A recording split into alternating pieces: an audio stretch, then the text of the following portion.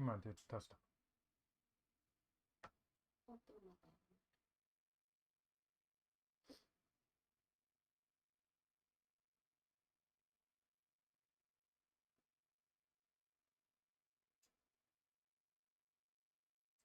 僕のページ合ってる？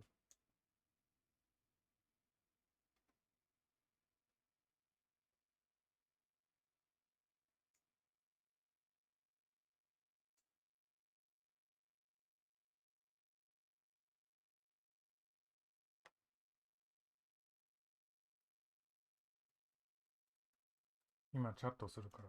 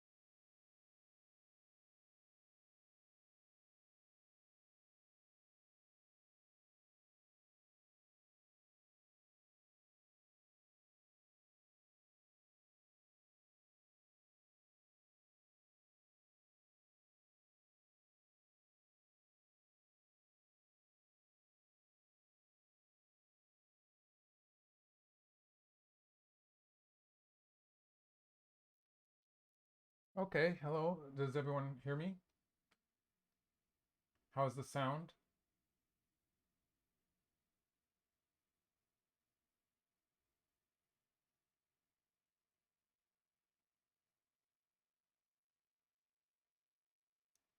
Hello, everyone.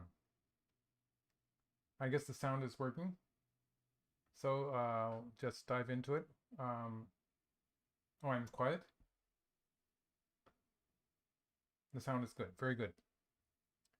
Okay, so they've played the opening. It's a bit slightly unusual positions, both in the upper right corner and the lower right corner. So um, I guess I'll go. In the present situation, white has just played a forcing move there on the right. And white's alive in the corner, maybe trying to get some extra potential out of that.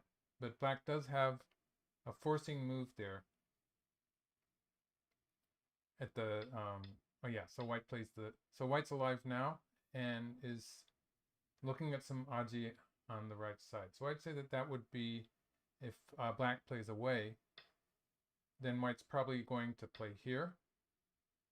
And this would be a bit troublesome. So for instance, if black plays here, white would have this kind of squeeze or maybe push on the fourth line first.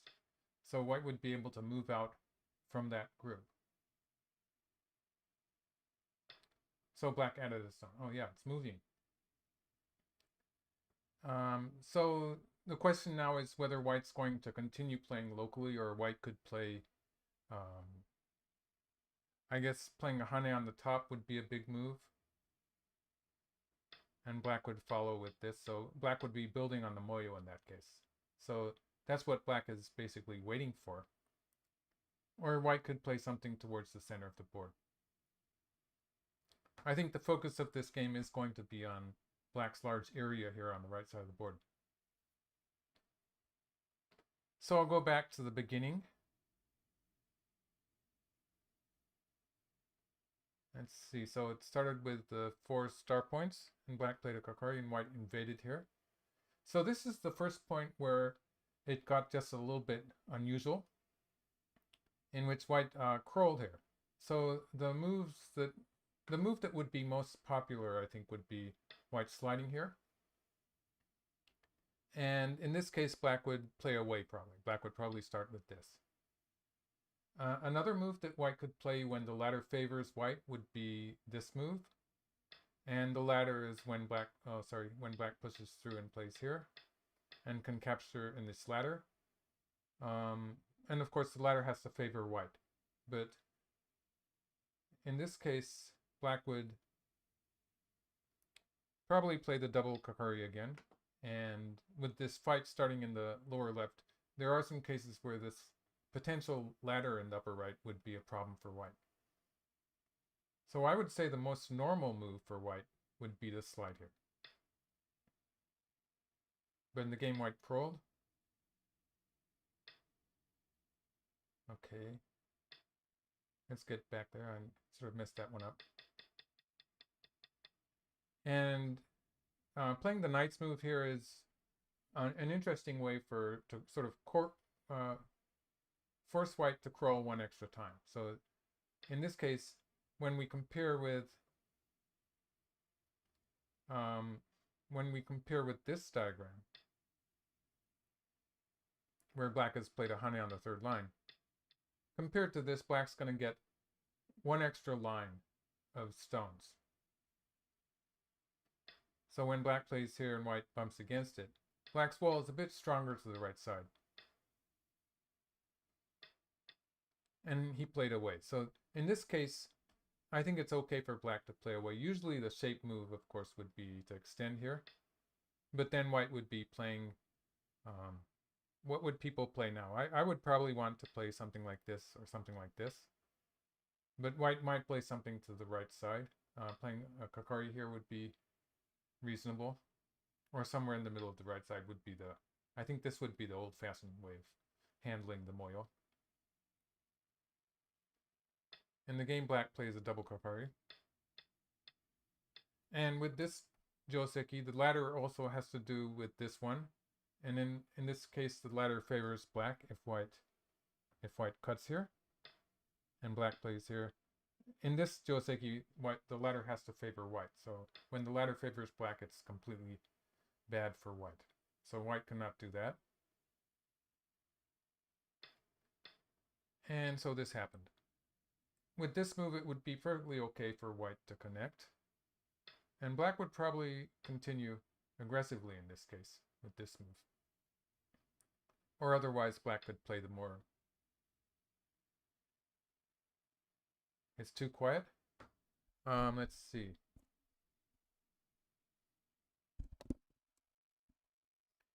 I'll do my best. Yeah. Get closer to the mic, maybe. So how's that? Maybe a bit. Yes.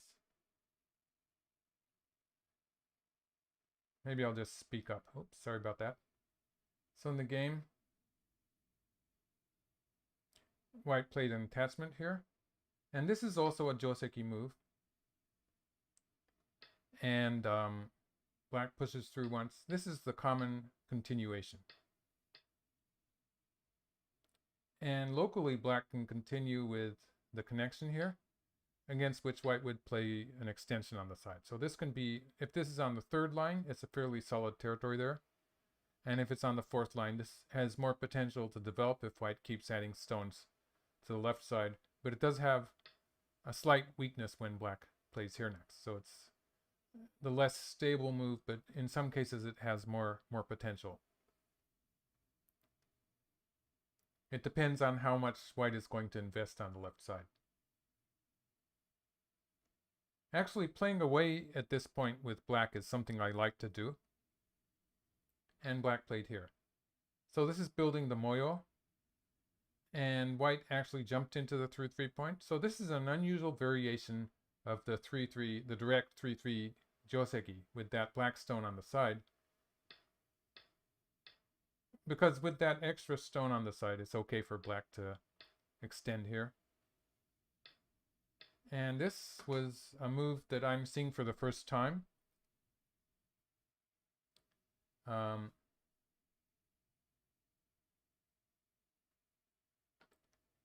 Seeing this for the first time. Usually white would be expected to play the play this move. And I think black would play here anyway. But maybe white decided that it was better without that exchange. And black jumped. So if black covers here, white is going to play like this. And I think the idea is that black's position on the lower side is still a little bit loose, and it's not very strong. So that would explain why black jumped here. And the attachment. Black has this forcing move against the corner. It would have been interesting to see what would have happened if black had played here, because locally, if white answers it, this looks a bit painful for white, and black would be able to play more strongly on the side.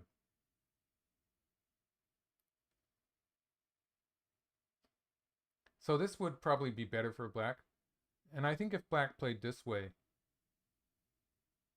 there's potential that white would play on the outside, but this would lead potentially to some kind of a trade where white got a position on the side and black captured the white stones in the corner.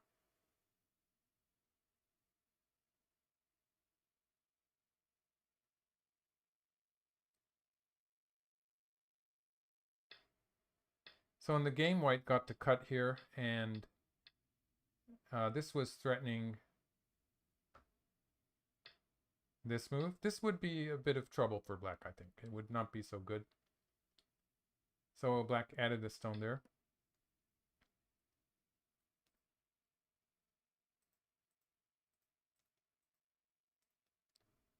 And so I think this is a position where white has a number of choices.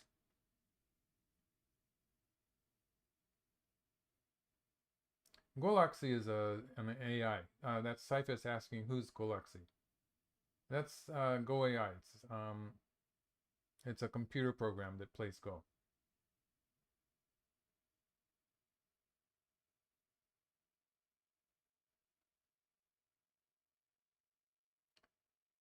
So there's some discussion about the sound.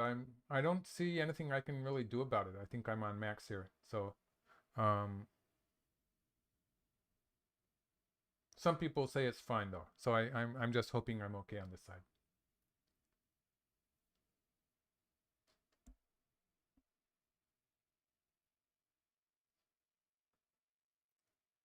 So I'd say this is a position where white has a number of choices.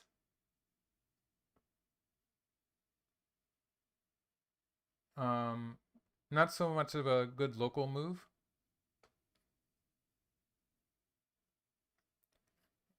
For instance, if white plays, okay, white did play a move. Okay, so let's catch up.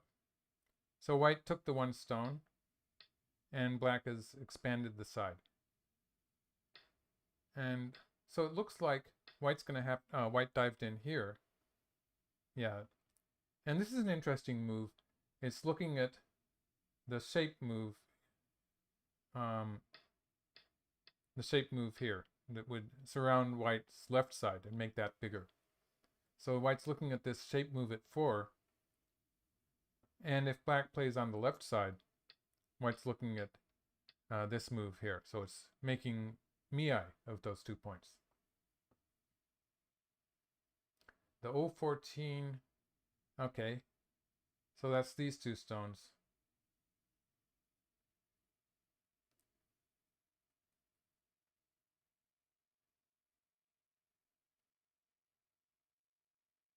Okay, I think we're talking about the O14 and the N15 exchange. Now, who is it who is saying that? The O14, that's W Zhang, in this position where the O14 and P11 stones, good exchanges for white. P11. Well, otherwise, let's just go back to that position. At this point, if white does nothing about the corner,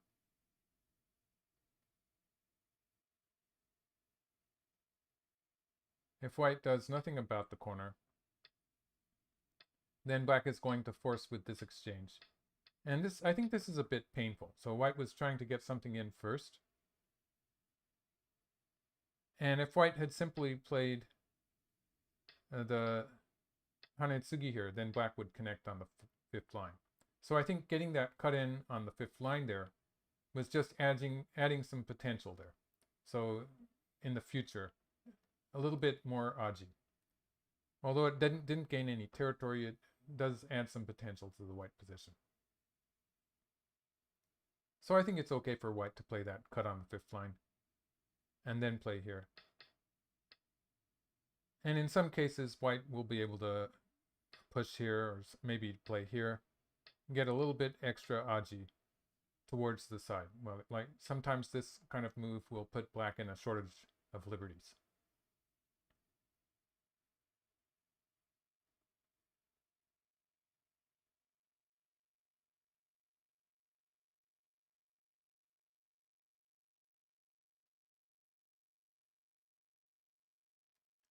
Yes. Well, yes to all of you. Talking about how it would be, it seems strange that white would give up the corner. People who've studied with AIs are sometimes a little bit more okay with sacrificing groups that seem too big.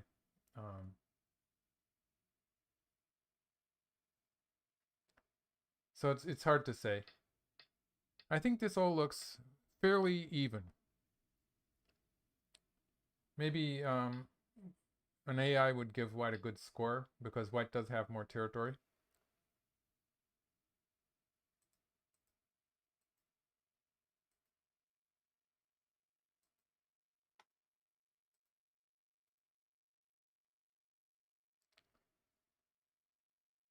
And this kind of game is very, very difficult to find the good moves. Like the whole sender is wide open. Oh, about the player Shinjin. So that's Sandy Barnes asking about the player bios. I think Yang has actually been a world champion. Um, I forget exactly what tournament it was, but I think he's taken the he's been a world champion once. And Shin Jinso, of course, is maybe arguably the strongest player in the world. He's a very successful player in recent times.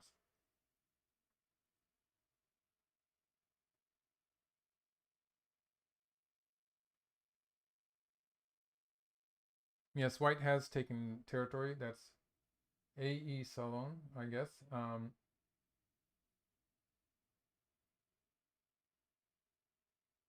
Okay. Well, thanks for the information on Yang Dingxing.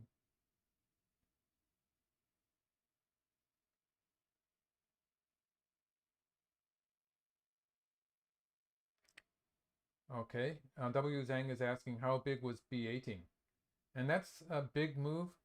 And it's probably true in this case also. When I'm studying with an AI, this cut at B18 is always marked as a move that's important. I have a tendency to want to sacrifice that one stone, so it's probably pretty subtle. But it is it gets a good score with the AIs.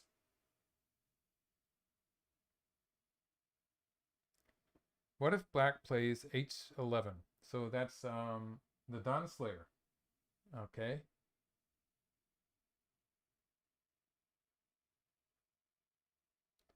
Um, H11. Black didn't play that, but let's just make a variation. H11 is here. White would probably push once and then curl around. And provided this white group is not captured, this is going to chase white into the black moil. So I would sort of hesitate to play this strongly. But the game move comes as a surprise. Like, I wasn't expecting black to play the game move either. So pushing through here, taking territory, but it's giving white an easy time though.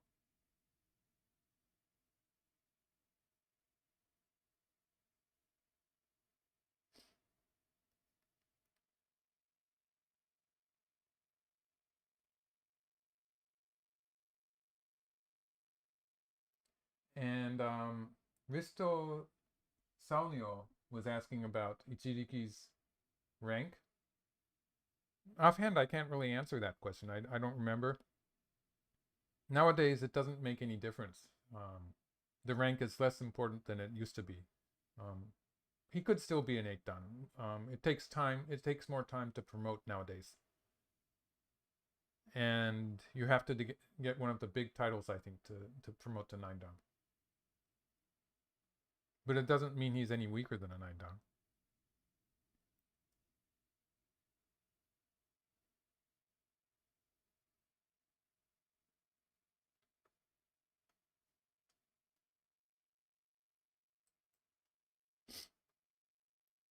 This is such a wide open position that I think white could answer this black move directly.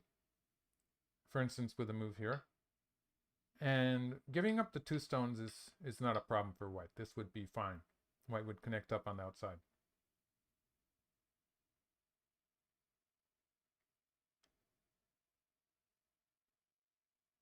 Actually, okay, people are talking about 9 dans. Terrible Jokes is saying you have to be a world champion or two times world second place. There's various ways you can be a 9 dan depending on what country, what association you're affiliated with.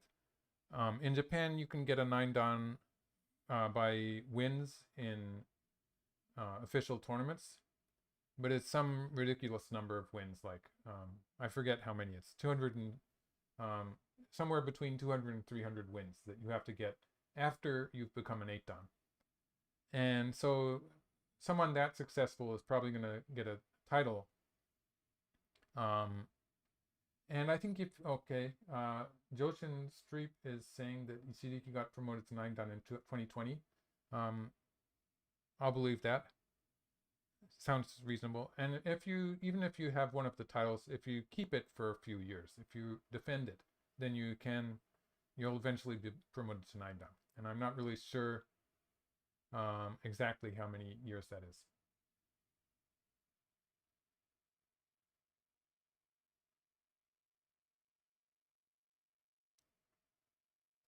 Otherwise, I was just showing a variation where white covered here. And white's not playing immediately. White could play away. And when white's going to play away, you have the whole board to choose from. So it makes it more difficult.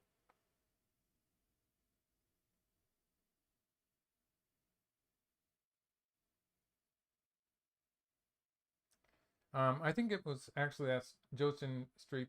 I hope I'm pronouncing that right. I think it was the Tengen maybe. But just winning that would not give him a 9 dan. I think he had to defend it once.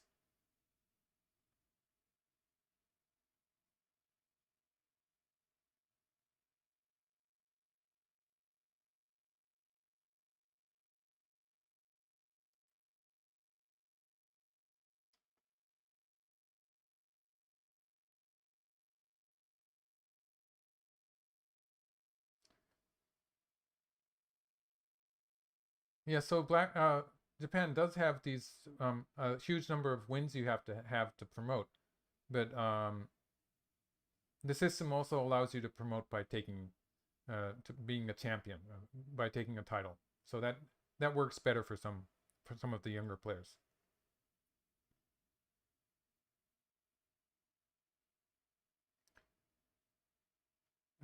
Okay, that looks like that's a difficult name. Nguyen Tung Ang. I forgot how to pronounce that name. Is saying, can a 1P be promoted to 9 dan professional if he or she wins 2 big titles in Japan? You can be promoted to a 9 dan even if you start at a 1 dan. You can, but in the process, I think that the player would be promoted to something close to 9 dan first. So just challenging the title would probably promote that player to 7 dan or something like that. So the player would achieve something intermediate on the way to getting that title, is what I'm trying to say. E15 is a bit of a mystery to me. I don't see the urgency of pushing through here. And that was Derek Neal, and he says he's echoing W. Zhang's question, which I probably didn't see. Nguyen Tuan Ang. I hope I'm pronouncing it better this time. Yes.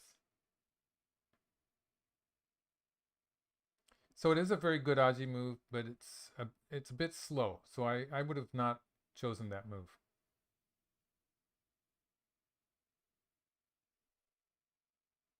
So my snap reaction would be to say that white can cover here, and capturing these stones is a bit slow for black if black captures this way. White could continue to play in the middle of the board. That's Coast asking white to continue playing in the middle of the board. Finding the right move. Oh, okay. This is the game variation. So white did play that way. So I'll just show you one more time. White did cover.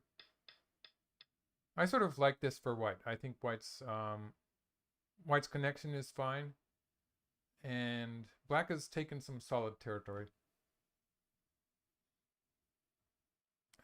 And will not have to continue playing on the lower side. The idea is that now black is probably going to switch to the left side of the board. Just because black has such a solid position there. It's going to be alive. However, regardless of how many moves white plays locally, that black group in the lower left is going to be alive. Is peeping at M5 an option? And this is Stefan Kautschik. I have trouble with names sometimes. M5. Oh yes, that peep. Peeping there, okay, let's just get a random black move. Peeping here's, it's an option. I'm not sure whether black is going to connect or not.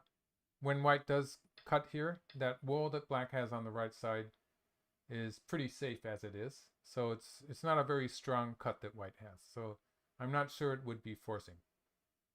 So that's what black was accomplishing with that big wall that black created on the right there.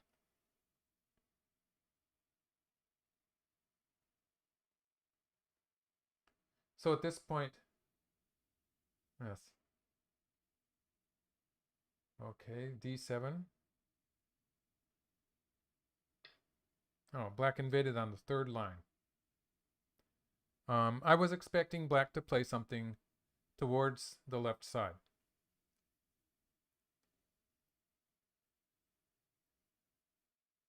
And with this move, black is threatening. If white plays something from above, extending on the side here is pretty much a living shape. So this would be easy for black to make two eyes. So that's what black is trying to do with invading on the third line. And I think white will probably extend here. So the question is, what is black going to do next? So somewhere towards the center, I guess. Something along this line is what I would expect black to do.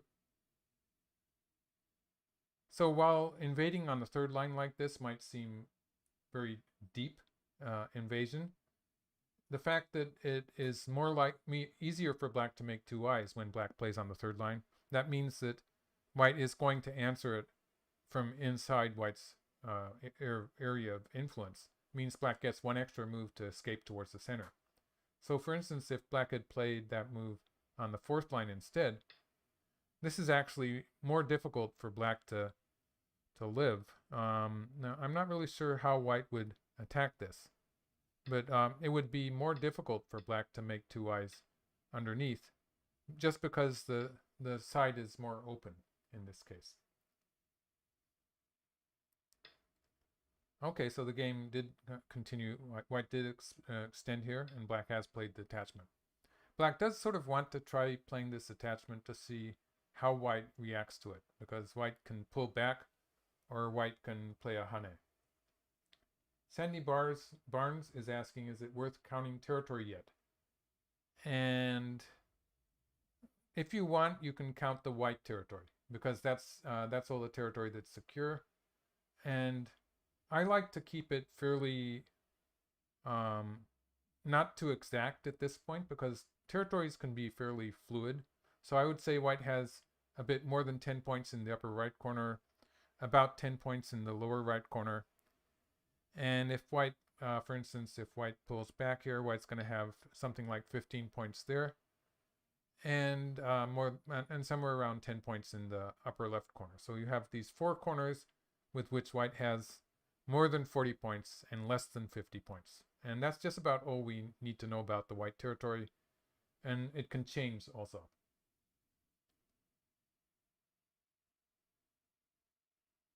And black's territory, it's not really established yet. Black's going to get some territory. Black does have about 10 points in the lower left area, and that can, if black gets the lower side entirely, it could be 30 points, or it could just disappear. And it doesn't really matter, which means the players will not be focusing on that so much, and just about anything could happen, because they're not going to spend a lot of moves making it happen. The right side is similar. Like, it could be anything from 10 points to 30, 40 points. Or if black gets a big center, it's a lot more. So it's not really worth counting black's territory at this point. It's just too much various potential that does not have to do with the life or death of any black stones, which means that the players will not be investing moves on that.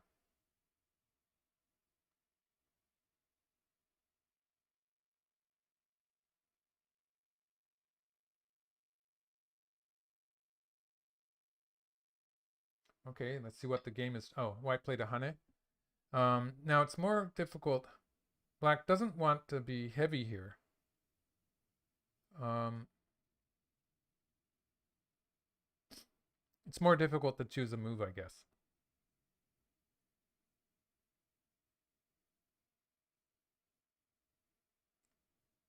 Uh, I would say that black has made a weak group on the left side here, and the focus of the game now is on how black is going to handle that group. It's not as if it's about to die, but black doesn't want to be heavy here.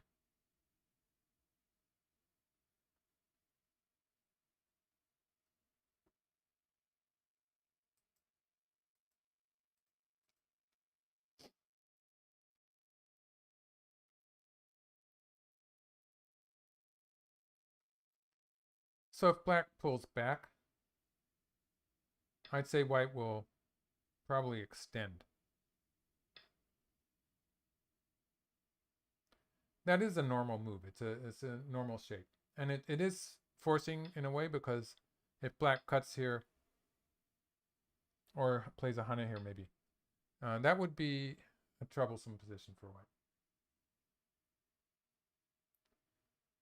Oh, W. Zhang is asking if white gets sente here, what's the best way to reduce black's moyo? I'd say the best way for white to reduce black's moyo actually is to keep on attacking this black group that's on the left side. And if white can do that, if white can chase it towards black's moyo and move into the black moyo as white does so, that would be the best strategy for white. So that white doesn't really want to focus so much on getting sente. Nguyen Tuan Ang is asking, as a professional myself, when do I resign? When does a pro resign? That differs from person to person, really, even among professionals. I'd say a lot of players like to continue playing to the end. There was a period where almost all of the top players, a lot of Chinese players especially, I think they would play to the end and would be losing even by a very small margin, and quite often some of the players would resign just before counting the game. So that was something that was not done a long time before. It was a bit unusual when it started happening, but it is a thing that some people do.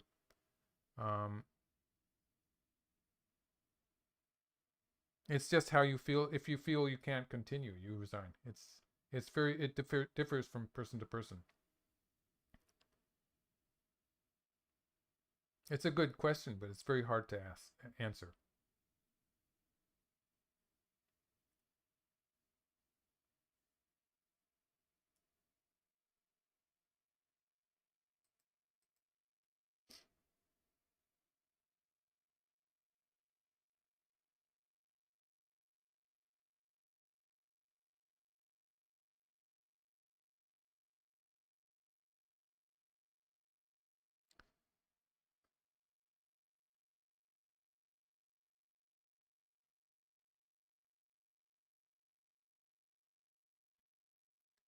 Um, Derek Neal is wondering about how much white is going to reduce the moyo when white does have a lot of points, and that's true. White has fairly solid territories. The weakest white territory would be the white territory in the upper left, which white is going to be adding stones on as white attacks black here. And I think white's idea is just to slowly move into the moyo, the black area, as white attacks black on the left.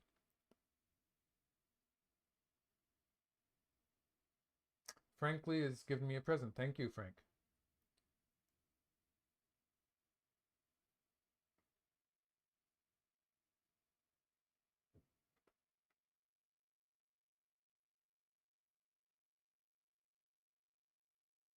Yes, that's Mika Pringle. Do these symbols on the right of each player's name mean 9-dan professional? And that's it. It says 9-dan, and that's the P standing for professional. The dan is written in character, of course.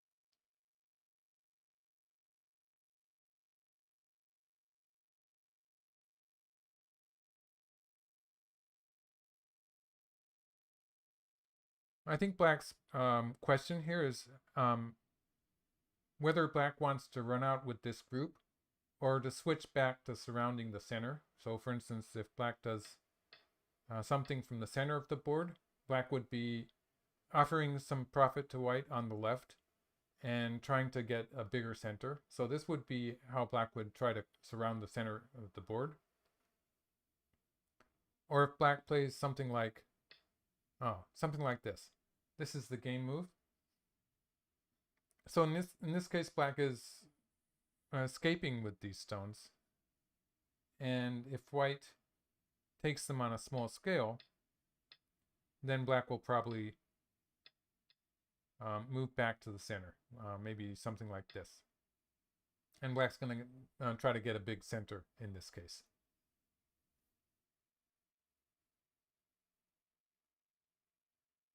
YouTube watching gave me a present too, so thank you.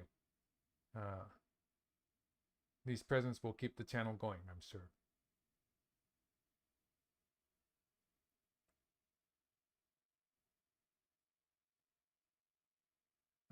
Choosing the next move towards the center for white is also a fairly difficult choice. I'd say any move towards the center would be a big move.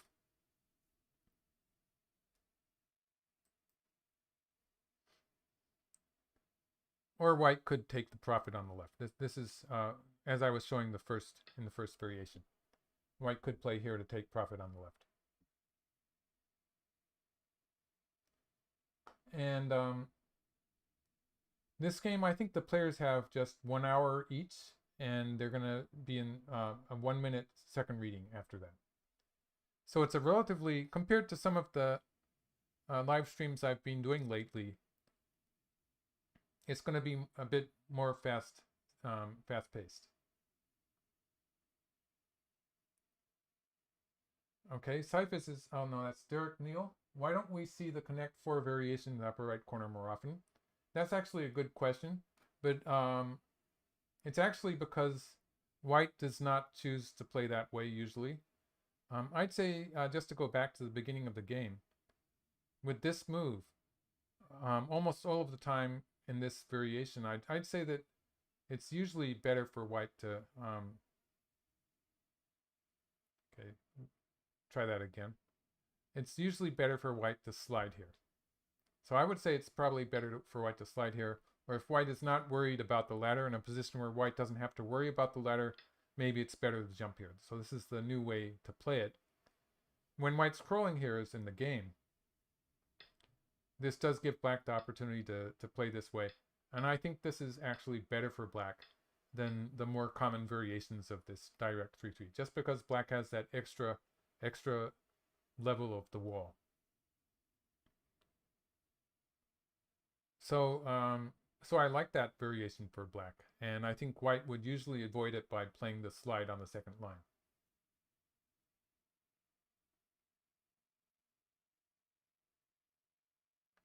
Miko Pringle is saying my format has improved. I'm trying to improve it, yes. I'll do my best. I'm learning one thing each time. It's getting slightly better, I think.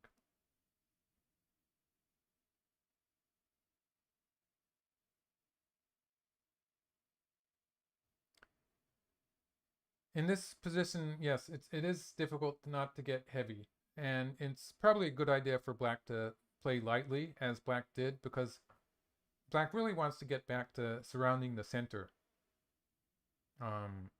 So black's giving white a choice here. So white came from the side.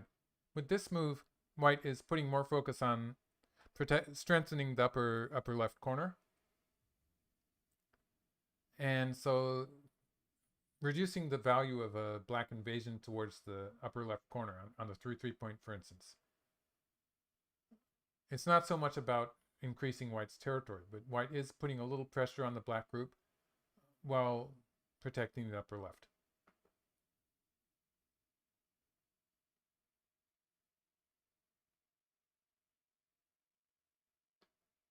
Quest gave me a present. Thank you.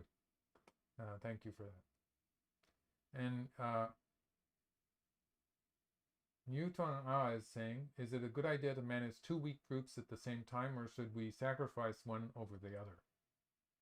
And usually it's bad to have two weak groups. It's if you can save both of them, usually that's going to be enough to win by territory, but having two weak groups, that's just inviting a splitting attack. So usually you want to decide which is the more important group and sacrifice the other one. Or maybe you shouldn't have two weak groups to start with. Yes. I have a mic right here on my left. Let's see if it's showing on the screen. Yeah, I don't really want to have it. Yeah. So I'll try to focus on that.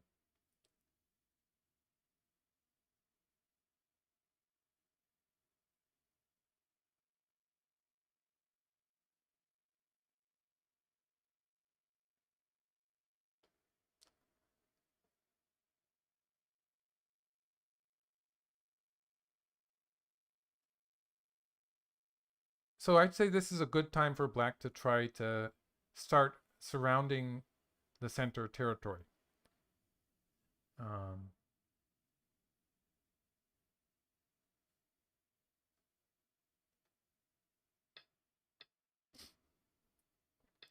Somewhere in this area, just I would want to surround this territory in the upper right.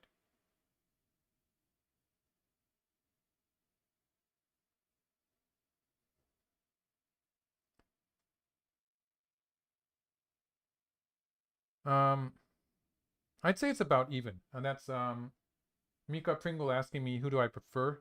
I'd say actually it is very even, and it's going to depend on what line black can surround the center. So I would probably be more happy with white just because I feel that I would play better with the white stones here. Choosing the right point for black to surround the center here is going to be fairly difficult.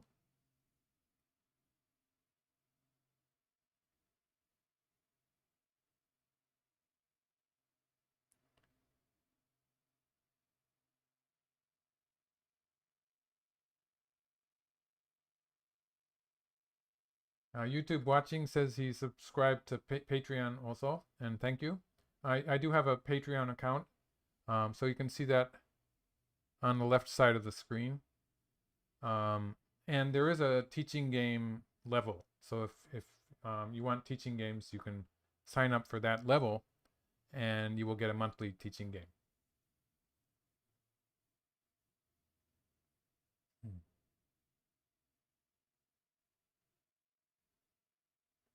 People haven't been, that's YouTube watching asking me if doctor is the right title.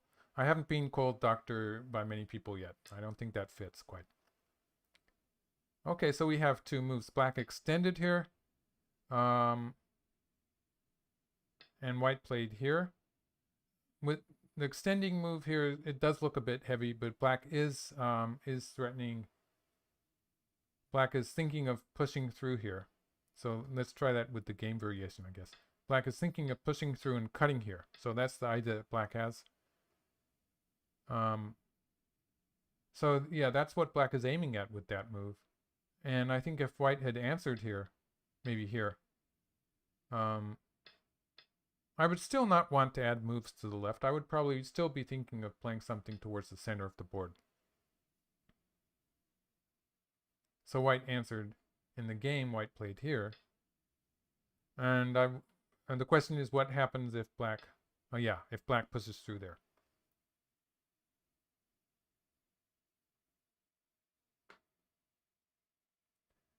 Cyphus is asking what platform do I do teaching games on? I like to use OGS. So we play the games on OGS, and the review of the game, I give a Zoom link so we can talk on Zoom while I review the game.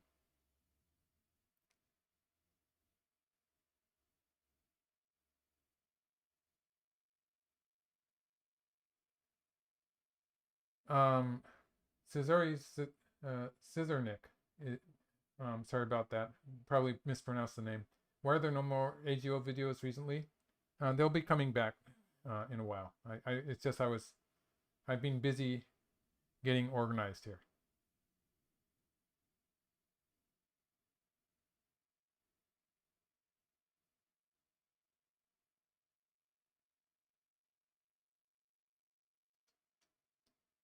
Santiago Reboledo is asking, when should one be making use of probes, and when are they inaccurate moves? And they are more popular since AI, I think. AI use probes and Kikashi types of moves a lot more. And it's a very tricky thing to do. Like they're not necessarily going to be forcing. So there's no simple answer to that question. It depends.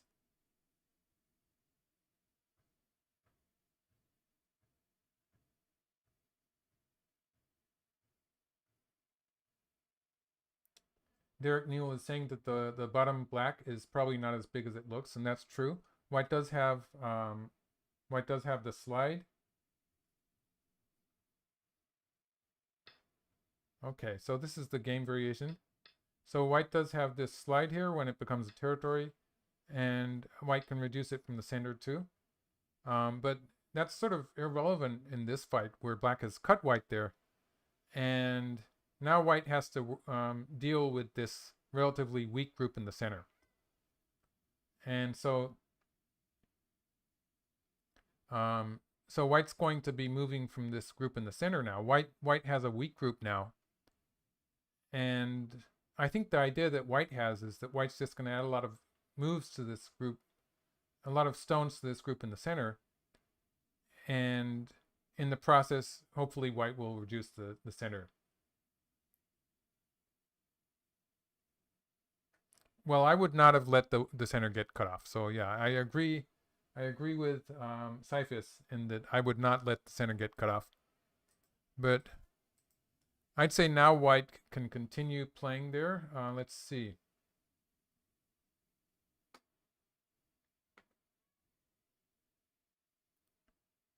In the process of this fight in the center of the board, white probably hopes to reduce black's center.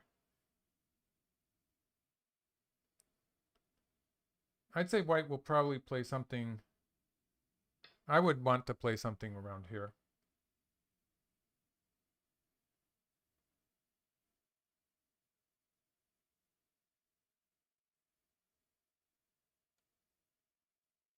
Oh, hello, Stephen.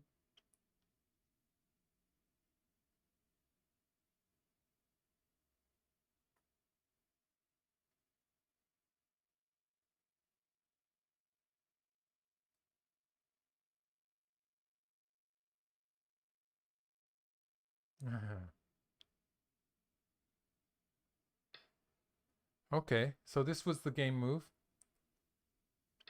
And yeah, on the left here. Yeah, that's a forcing move. So white has to answer on the left.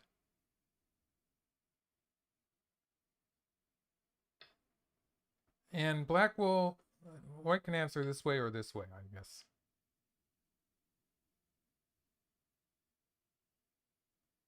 And black will probably play something like this to fix the shape.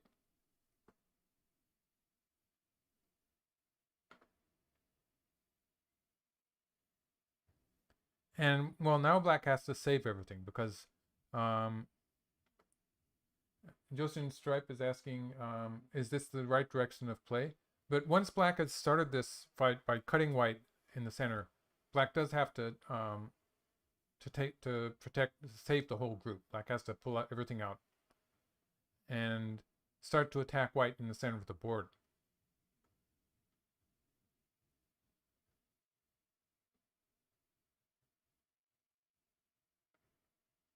Andre Morales says he just started learning Go this week. And yes, I do have a beginner's section of videos, so just watch those.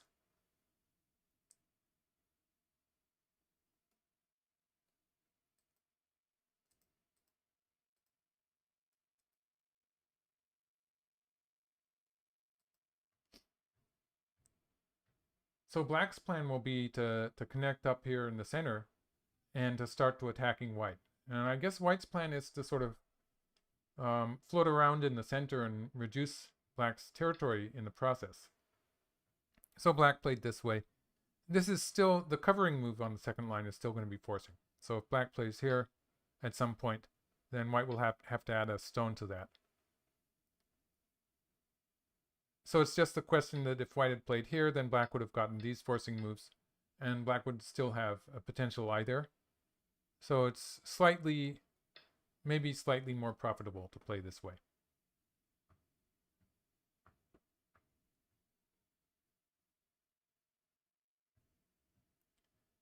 Okay, Steven says he thinks that this game will likely determine the outcome of the Nongshim Cup. And Shin Jinso, he does have 2 straight wins so far. And so Iyama lost to Shin yesterday.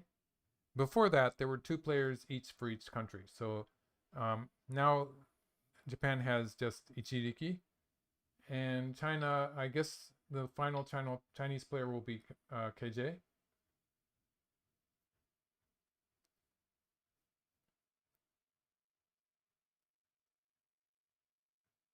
So black is connecting out towards the center.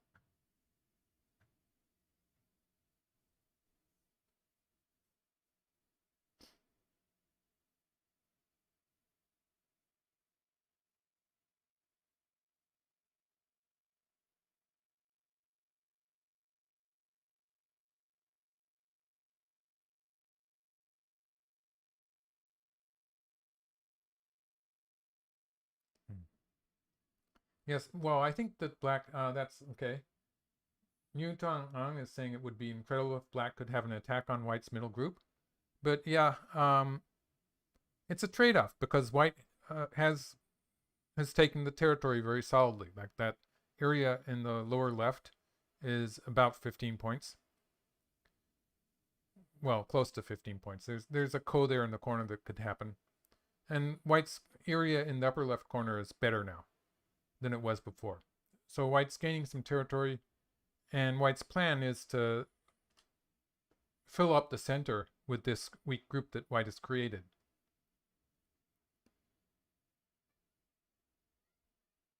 Whereas black does have the option to attack now, so that's the good news for black.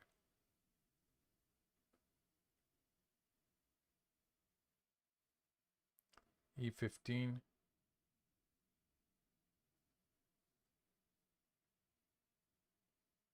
Oh yes, it worked. Black did manage to cut white. So the push through at E15 has finally worked.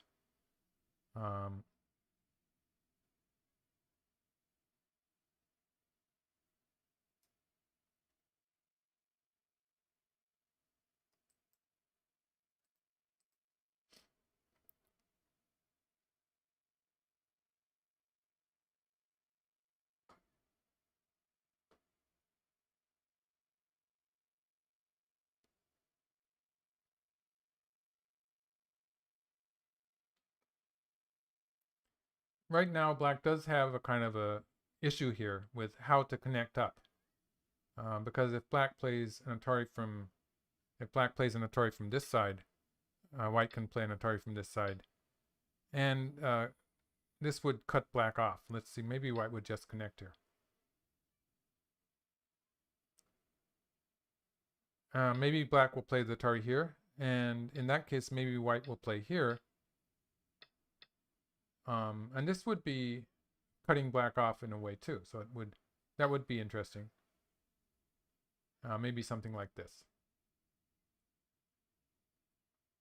Either that way or this way.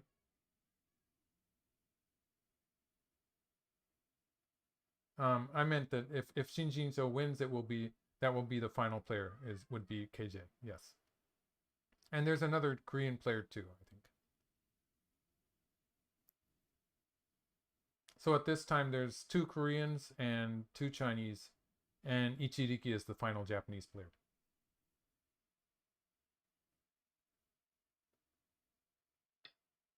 Okay, we have some more moves. So when black played here, white cut. Okay, white just took the 1 stone. So on the left there, if we look at the black group, that black group has 1 eye in the center. So even if white plays here, black has this 1 eye here. And also black can make an eye with this move, because if white plays here, this would win the race to capture. So white has to answer that somehow, maybe this way, and black can make another eye on the side. So it's not as if black's in trouble, but white's idea here is that white is going to sort of chase that black group, and in the process, white is trying to move out into the center. So white's obviously going to have a lead in territory in this position, and the question will be how much black can attack the white group. And black will probably have to attack fairly strongly, but also has options to attack strongly, because just because this white group is so fully surrounded by a lot of strong black groups, looks like it's going to be black has potential to attack fairly strongly. So for instance, in this position, I would be thinking of playing something like this to put pressure on the white group.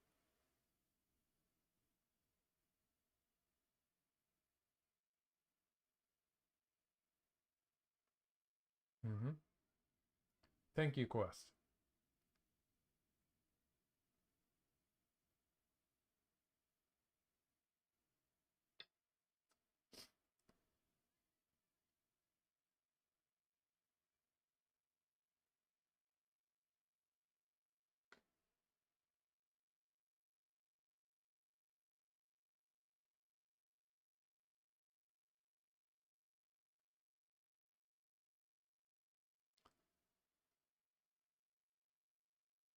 Miguel Molina is asking about the 3/3 invasion in the upper left corner.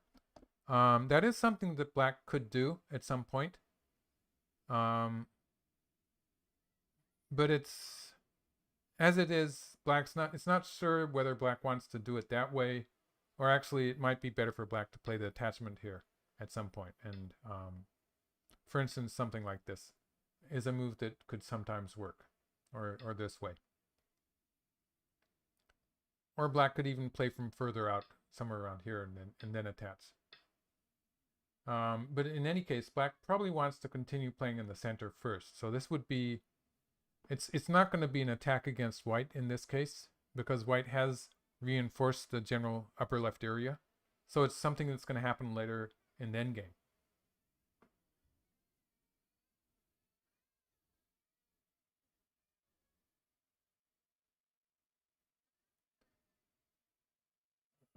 Personally, let's say Mika Pringle, at the time white got cut off in the middle, could the reasoning be because black also had a weak group? And the answer to that is yes. If we're speaking, if I were trying to explain how Yang reasoned it out, I would say that is how I would try to explain it. I don't fully agree with white's play here, because it does look a bit dangerous in the center. But white's idea is to allow black to cut white off, because black is also not completely alive. And white seems to have the idea that in the process of this fight in the center of the board, white can sort of erase black's moyo, black's area in the center of the board. And I'd say this looks like a dangerous way for white to play. But if white can pull it off, if white can live in the center of the board, then white will have a territorial lead.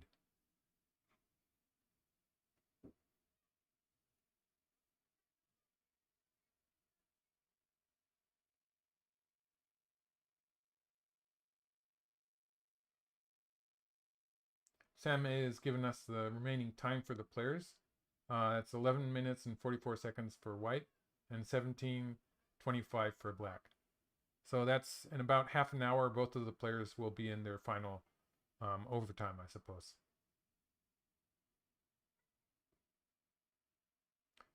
A Salon is asking, who did the video on the Tetsuji that Lee Sedol found versus Chochukun? I'm not sure which one you're talking about. Sorry about that. Samay is asking, will there be a video of yesterday's game? And Yama started with the 3 points, yes. I would have done a live stream about that game also, only I had a game myself. And after the game ended, I went to watch, but the game had ended. So didn't quite make it that time. Maybe I'll make a video about it. I quickly went through the game. I guess it was this morning. On the whole, like early in the game, the computer analysis was good for Yama a little bit, but it was, for human players, it was a very subtle difference. Like it was, Yama was supposed to be winning by a point or so, which is pretty meaningless if you ask me. It's so it was on the whole, I think it was a difficult game for Yama throughout.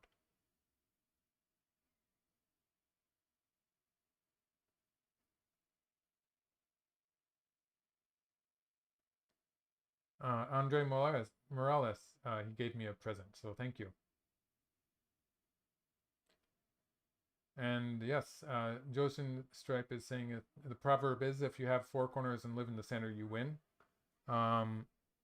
People used to say you're not supposed to allow your opponent to have 4 corners. And then Takemiya came along. and then they started saying you shouldn't take 4 corners. So it depends on what happens in the center of the board, obviously.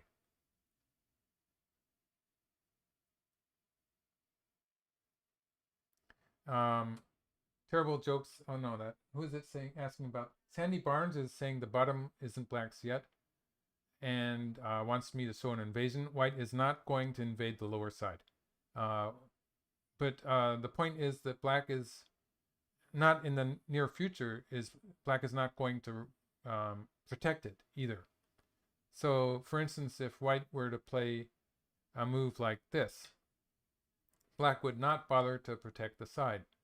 And that means that that whole area on the lower side, black is not going to treat it as a territory until we get closer to the end game. So for the time being, it's not an issue whether that becomes a territory or not, really. And the strength of white's group in general is what is more important.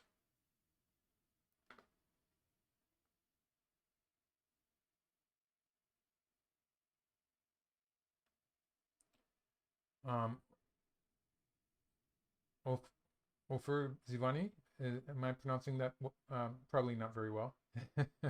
When I say territorial lead, I'm talking about, I am sort of ignoring the large areas between the black stones because they are not territory yet. And so white's lead is territorial in territories that you can actually count, and I can be fairly sure that, for instance, this upper right corner, the lower right corner, the left side, and most of the upper left corner, I can be fairly sure that they will become white territories. Although even that is fairly fluid, but I have a fairly good idea that they will become territories. Whereas at this point, it's not clear which part of that black sphere of influence is actually going to become a territory. And so it's, I find that it's a bad idea to even try to count the black territories, because the black territory is very fluid, and it doesn't really matter. Like if black can get a good attack in the center, then black will have opportunities to make a big territory anyway. So it depends more on black's attack in the center, and focusing on a territory, how much you want to get on the lower side, how much you want to get on the right side. If you think in those terms, usually it has a bad effect on how you attack white's group in the center. So it's more important for black. From black's point of view, it's probably more important to focus on the attack than it is to focus on the territory for the time being. And the timing for changing that changing the plan is always a very tricky thing. It's always very difficult to say.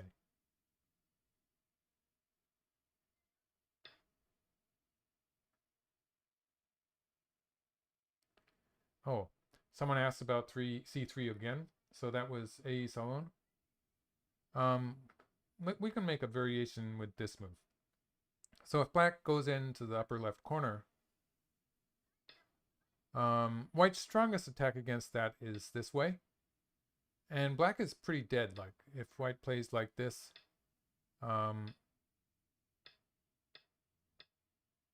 locally it's just not going to live. And so the question is whether black can make use of some weaknesses in white's position on the outside. And there is some potential there.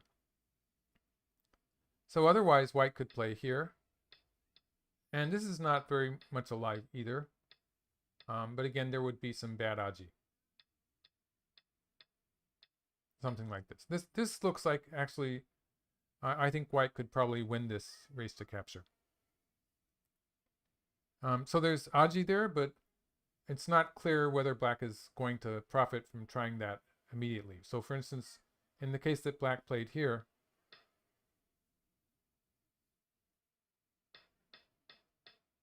white might even just leave it for the time being and start playing in the center, because the center is more immediately important in this board position, I think. So to get back to the game, black's played here and white has peeped here.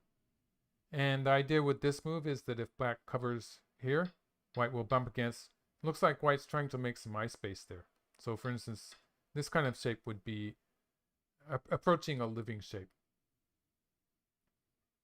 And black countered with this move.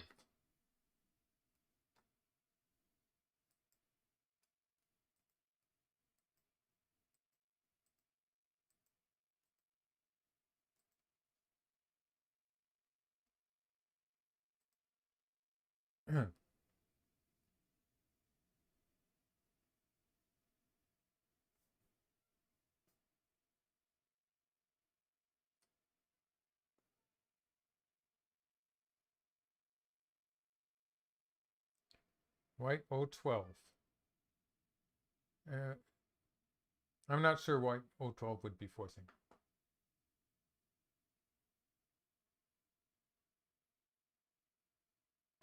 Same is asking an interesting question. Is investment a good metaphor for territory and influence? So yeah, I would say that territory is very similar to cash in the bank. And yes, a big moyo can be large returns and larger risk, yes.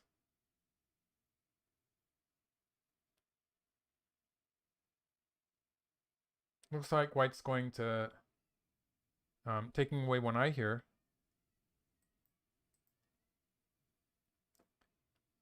But cannot cut to the right of that. So if black answers here, yes. So yeah, okay. They beat me to it. And white now is threatening to cut at, let's just do it. So if black plays away, white's probably going to cut this side. And in this case, those 4 black stones on the other side are a bit weak. So black can capture these stones. I guess white would do it this way. So black might just play here. Something like that. But white can attack black on the left here. So that's white's idea.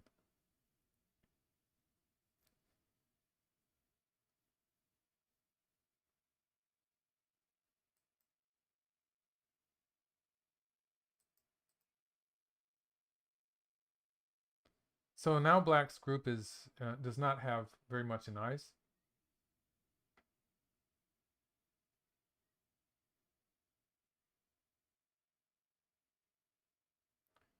B14 and A18, yes. This ko in the corner is a kind of an issue. When black plays here and here. Because if black continues to win the ko, then this is not a safe position for white. White has no way to win this semi now, and it's going to be a ko. This is going to be turned into a ko that has to do with the entire white group there on the left of the board. Otherwise, if white backs off immediately, then white will be fine. But that's giving up a lot of territory in the corner. So at some point, black would like to try this, to play this exchange and see how white reacts. Because if white does back off and allow black to do that, then that is a territorial profit for black in this case. Otherwise, if white fights the ko, then eventually this is going to be a dangerous ko for white. If just one more move and it's dangerous.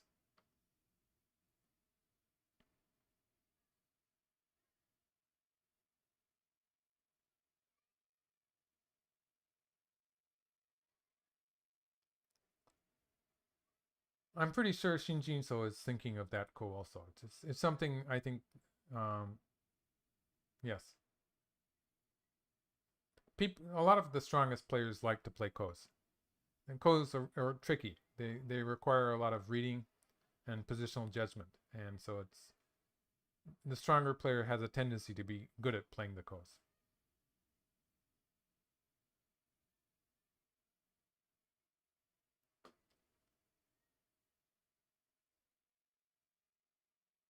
Black f8 does capture the one stone. So that was Kukulis 100.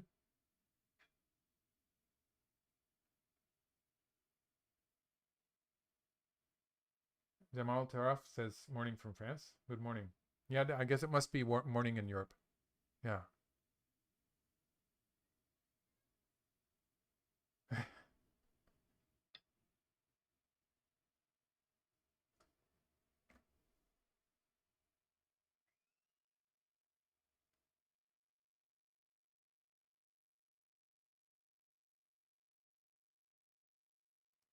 So at this point, black is either connected up to the side.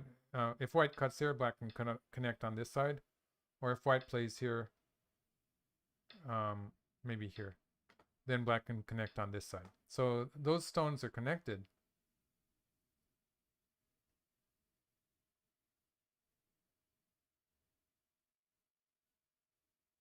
He's not playing the ko in that corner yet. K7.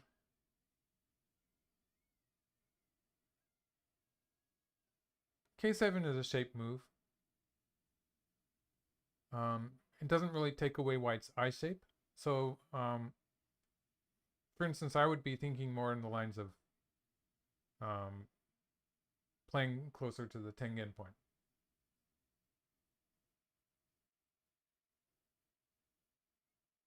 My game from yesterday, that's over Zivani. That was just a lightning game. It was in the Kiriyama Cup, and it was my first game in that tournament. And so I have a long ways to go still. It was in the elimination rounds.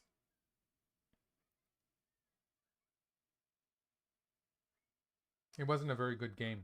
I don't think you're going to be seeing it in videos though.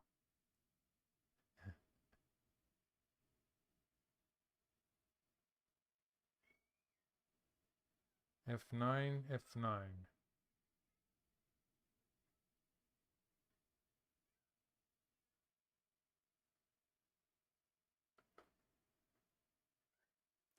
Same is giving us the time. It's white has 4 minutes.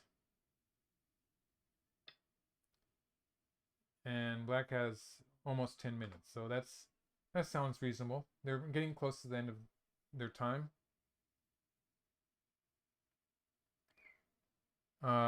White's group in the center is probably on its way to being alive, actually.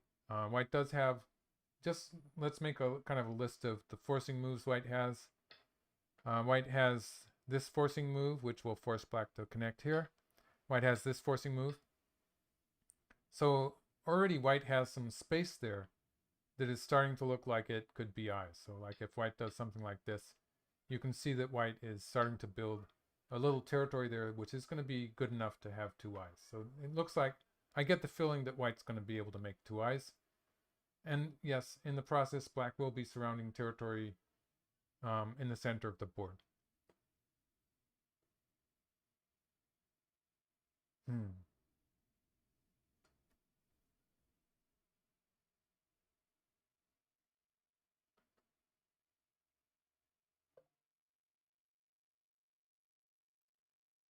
Crystal Harris is asking, is there a way for black to attack or take away area in the top left?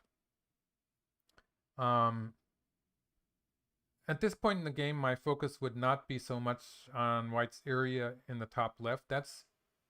It's really just an endgame play at this point. So it's something that black might get to later. But for the time being, deciding what happens in the center is probably more important. So I would be focusing on a potential attack on white in the center, and the potential for black to surround territory.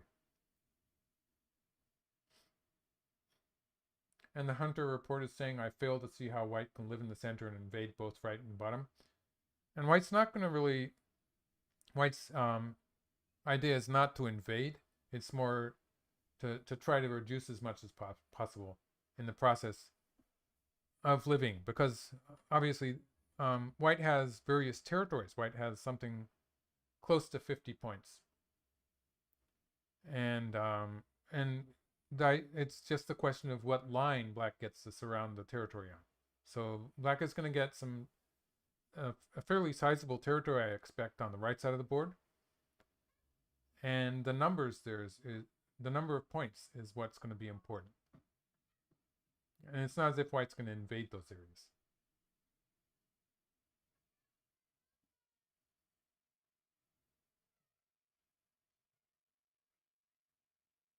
I would not advise trying to invade.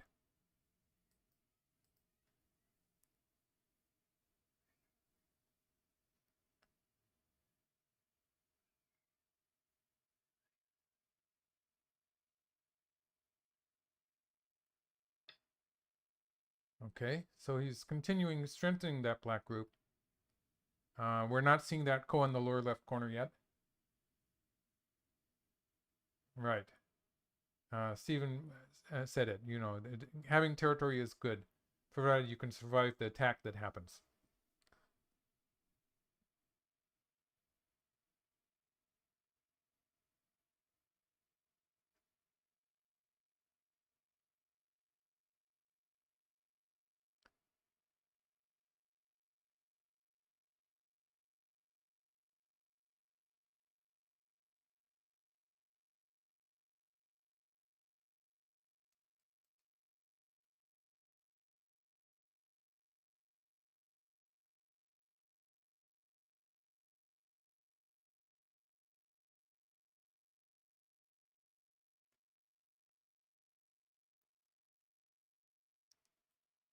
Sandy Barnes says what looks like white is chasing black towards connection.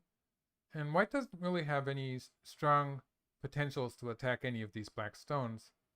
So yes, white's basic idea was to strengthen the upper left corner a little bit more.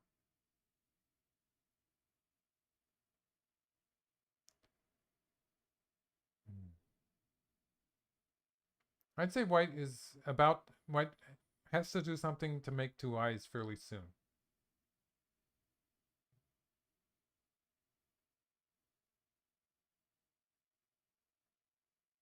I would just be adding stones to the white group. And, people here are still talking about invading, but invading the lower side is it's a bad idea. It's anywhere here. I'm not sure that this stone would necessarily die, but yes, it would be just so bad towards the center. Too dangerous. So if white plays anything towards the lower side, it's going to be this move.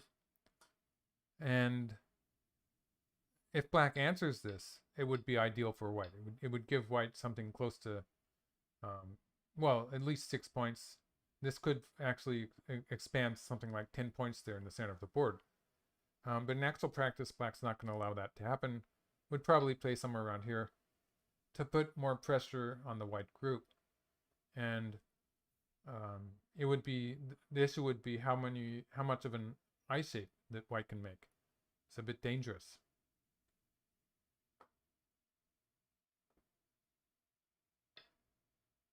Still taking territory. So this is all kind of in preparation to living in the center of the board. So white's trying to establish a larger advantage in territory before white has to live in the center. It's a very dangerous situation for white. I think but also black will be uncomfortable also if black is forced to actually try to kill this white group, because when black goes for the kill, sometimes well, yeah, here we see the black is making an attack now. But it looks like white's going to be able to live here.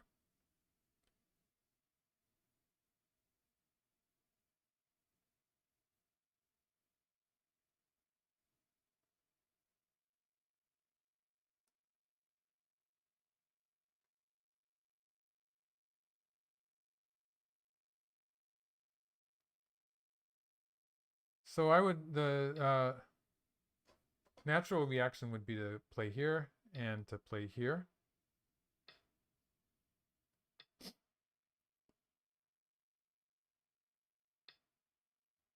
And make an eye there. This looks like it's pretty much alive. So if I was white, I would want to play in this way.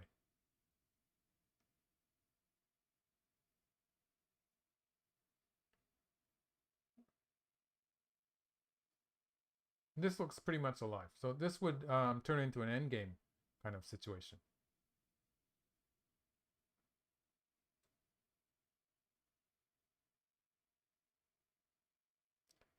Gabriel Gonzalez. Thank you for the present. Gabe. I can call him Gabe. Thank you.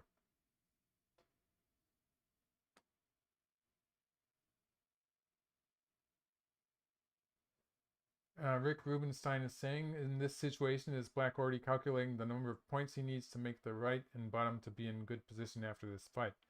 And I think, strictly speaking, yes.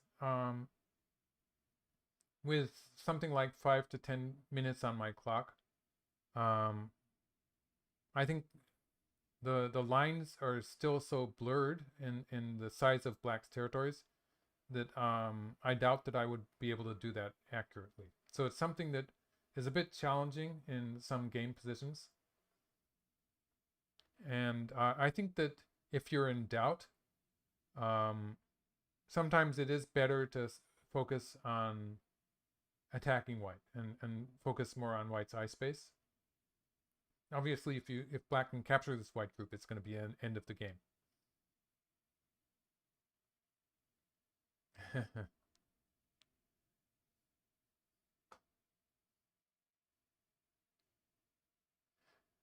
Mira Williams is saying, how would I make a second eye as white in the center? So let's go through that once more. I think that the only move that I see here, Crystal Harris, thank you. That was a big present. Pros estimate the score a lot. Risto Sainyo. It depends on the type of game also. Whether it's a slow game where both players have fairly well-established territories. A game like this is actually a bit, the territory is sometimes not so relevant when the groups get in trouble. So I wouldn't, and it's more difficult to get a number for the size of black's territory. So maybe there's a bit more focus on the reading. So when white plays this way, the immediate threat is for white to cut here and capture these black stones on the left. So that's why I have black playing this cut here. And this makes this point and this point miai. Of course, black would squeeze first. So white answers here. So that's the one eye there. And the other eye is this point here, where if black plays some move like this, then white's going to make an eye in the center here. So black can stop that Not by playing here, because white would cut here and would be able to capture this side. So black on the left side is in trouble. Or if black plays here, white can push through here. So in order to take away that eye, black has to play here and can take away that eye in this fashion. But now, well, actually black might play this move first. Let's have black play this move and then here and here. That means that when white plays here, black's going to have to play like this. And this is starting to look not so likely for black. It looks so dangerous that I don't think I would be happy playing with black in this position. It doesn't look like black's going to be able to kill this white fruit. So even if white just extends and pushes through here, this looks a bit dangerous for black. And in this case, black would be losing too much territory in the center of the board.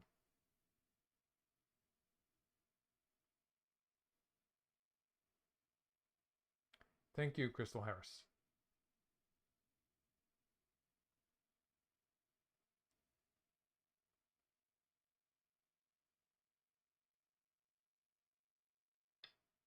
Okay, so white wedged instead. So this is a more aggressive move.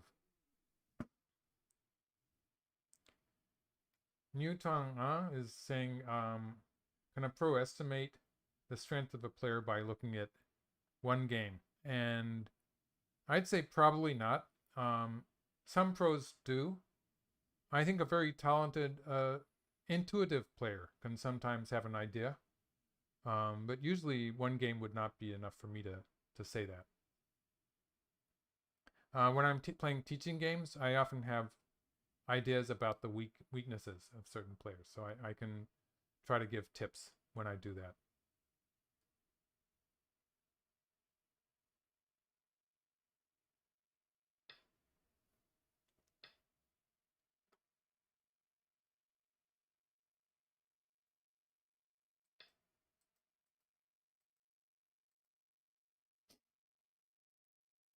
So by playing this way, white has actually lost some eye space.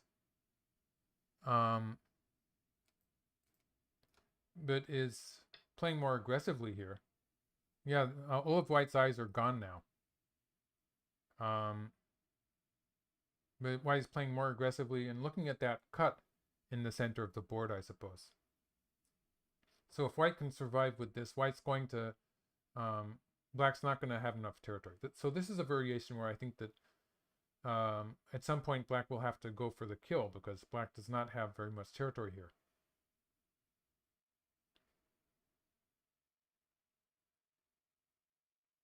So if we have black, this looks like a normal move here.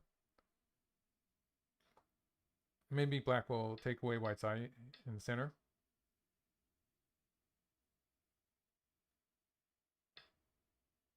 Looks like there's going to be some more fighting on this side. So in this position, white's going to be able to take away a lot of black's potential territory. But white doesn't have what is clearly two eyes.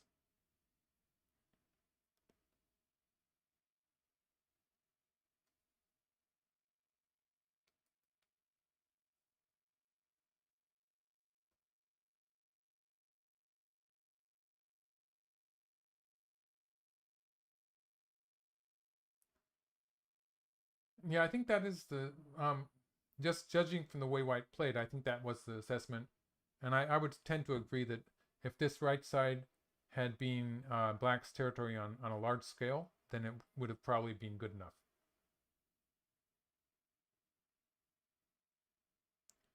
Just go back to the wedge. If black plays the cut, white's going to extend here. And this this black stone is being captured. This would not be good enough for black, because even though black is getting the center territory, white is also getting something close to 10 points there. So that reduces the value of black's territory on the right. My feeling is that this would just not be good enough for black.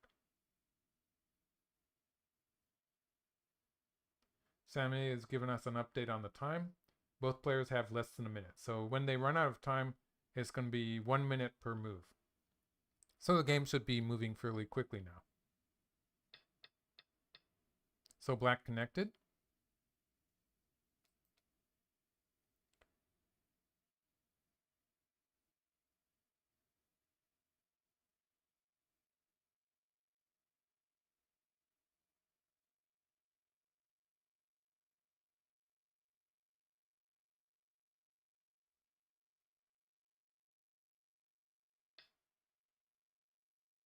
And white cut.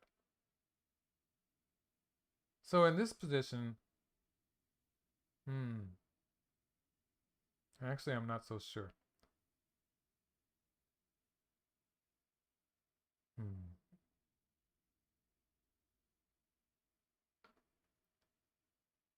Ryan Cruz is asking, where's the best place to find a copy of the ABCs of Attack and Defense? And that came out in Japan, I forget when it was. And then it was translated to English. And that was Slate and Shell. And it could have gone out of print, actually. So you could try contacting Slate and Shell if you can still find them. Or you could look at it for, it could be, you could find it in used books on the net, maybe.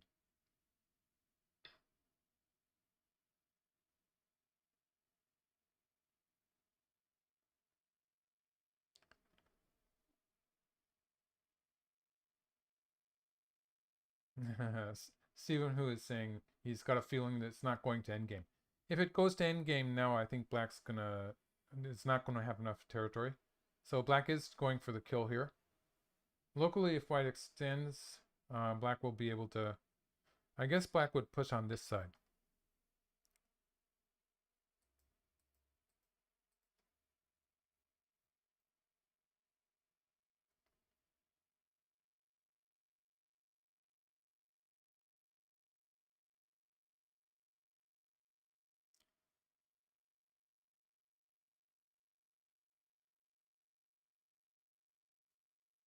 To the game. Yes, oh, okay. This is the game variation. Okay, so we have to remember white has a forcing cut here. Although it's a 0-point move, white can cut here, for instance. And so moves like this still are forcing against this black group here. And we might even see white at some point. Black probably won't do it this way, but we might even see this move becoming forcing in some cases. So this is the idea that white has here, to start moving out into the center, and at some point, hopefully, to set up the potential for this move. So white's being very active in the way white is trying to make a living group. Immediately. So I think that when, if black moves here, then it's still the idea that white has is involving this kind of thing. This kind of fight where white's trying to make use of the potential of those three stones, the aji there. Yes, Rick Rubenstein saying it's like the second KJ and Shin Minjun game. There was KJ was very aggressively taking territory in the first two games at least. And what tournament was that? Was it the LG Cup or the Shunnan Cup? It was one of my recent lives, actually.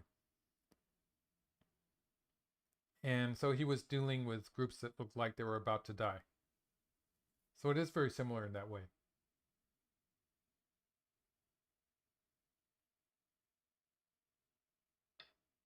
So black jumped.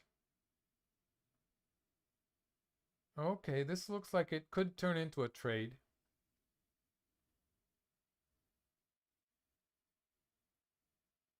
The LG Cup, yes. White has a forcing move here, which is kind of a double threat. And black will probably have to answer it on this side. Or maybe this side.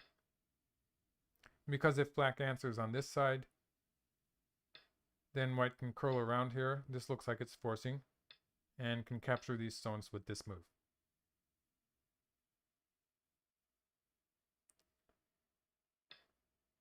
Okay, so white's played here. This is cutting off the black stones.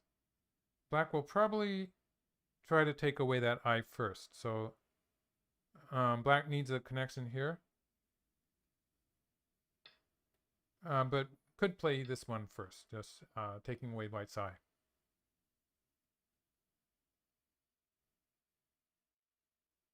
So in the case that white does this, then black will have to answer on this side, and white will be able to capture 5 black stones. This is actually a trade that could turn into an endgame situation, where black has gained a lot in the center of the board and has gained on the upper side also.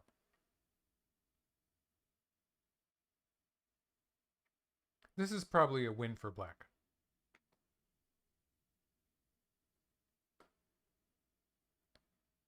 Otherwise, maybe white's going to try to capture the whole group. So if black plays here, white could play here, or here, and then play here.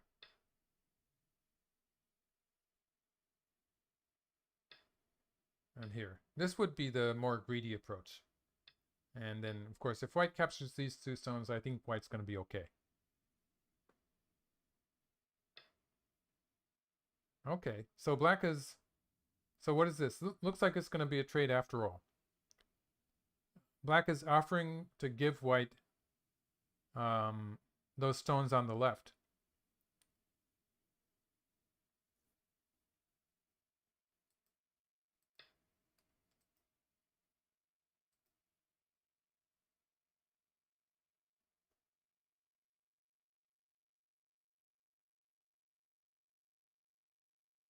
Against this move, I think black is going to connect. I don't see what white's going to do here.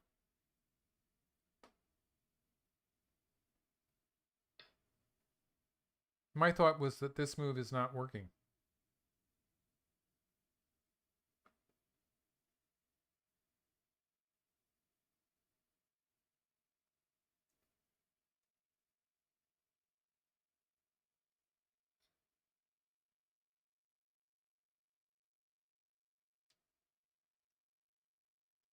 I think if white had not played that and just simply gone after the left side, this was looking like it... I'm not sure who was going to win. I think maybe a close game. And I can't count it. I sort of gave up, but it's looking pretty close. When white starts this, now this, if it does not amount to anything, of course it's going to increase black's territory, because without this move, white had the option to push through here and capture this 1 black stone with something like this. And so the game move is expanding black's territory. And I don't really see what white is trying to do.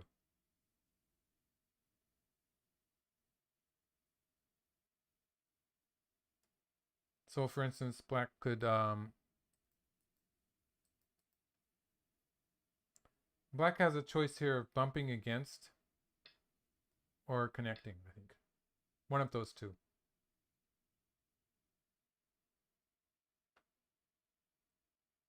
In this variation, although black's going to lose about 10 black stones on the left there, black is getting a lot, like the maximum possible amount in the center of the board. So maybe this is going to be good enough for black.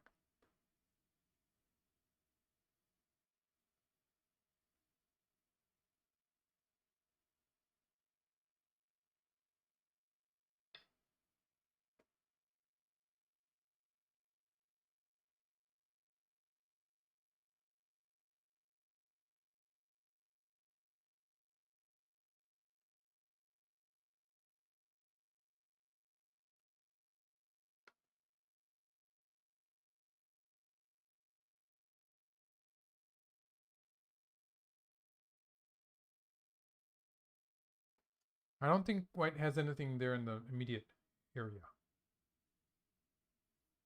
So white would... looks like white is looking at this move. But for the time being, even if we assume that this is forcing,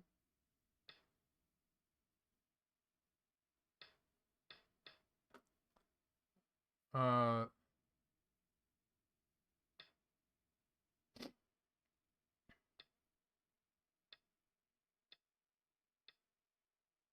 so you see, this doesn't quite work for white because at this point there's two threats. And if white protects this stone, black can push through here to capture. So I don't see this working for white. And if it doesn't work, that move that white played at M7 is a terrible loss. So white cut. Yeah, this was a bad exchange for white. So if we're looking at it like this, I think white should have just played that immediately. Just played here.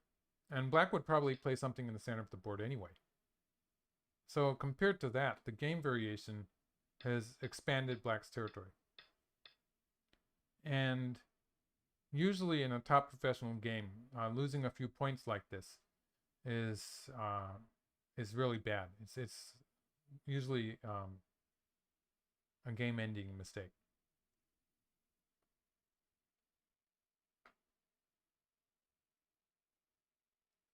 Well, we're close to the end of the game now. It's an end game, I think. I don't think white can live. I think if we continue, like if we continued as an end game, it would be moves like this, and moves like maybe this move. I mean for white, or maybe white could play this kind of stuff. And we still have the issue of this ko here, which could complicate the game. But black doesn't really have a lot of ko threats. This might be a difficult ko for black to win now. So maybe we won't see that ko anymore. It could be they play it out, actually. It could be that they play it out to the end. But I think after what happened here in the center, now it's looking good for black.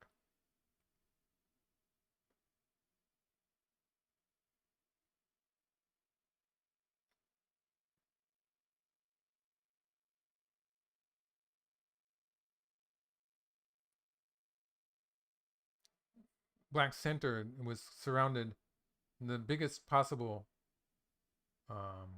territory that black could hope for.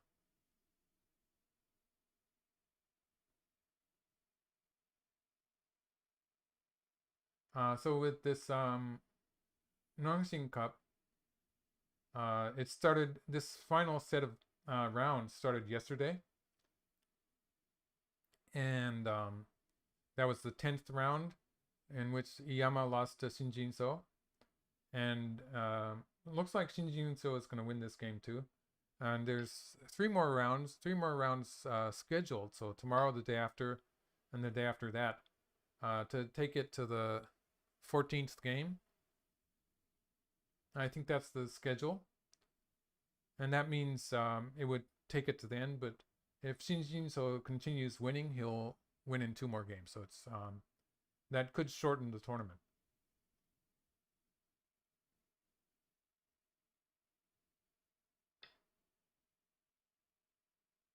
Aha, white's trying to do something now. And I think it's a bit late to do this, but okay, so just to, black probably wants to extend here.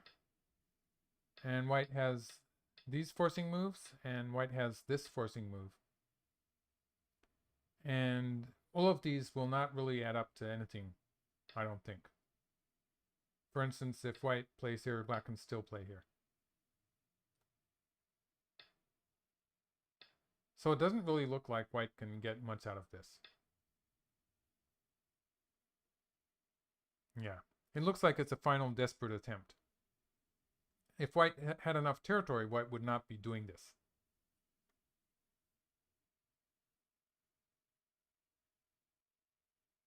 Yes, Ichiriki is up next. So I'm expecting to do a live stream the same time tomorrow. For that game. For it's going to be Ichiriki against the winner of this game. And among the Japanese players, Ichiriki is actually the most successful in international tournaments, I would say.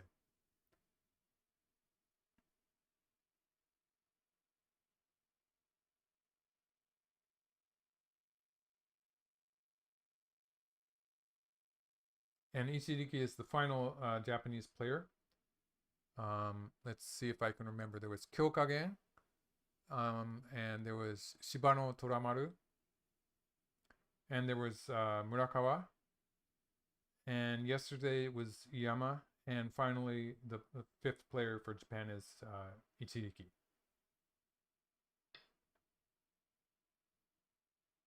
Yes, Risto Sainyo, I agree. Shibano is a very successful player within Japan, and he's not doing so well in the international tournaments.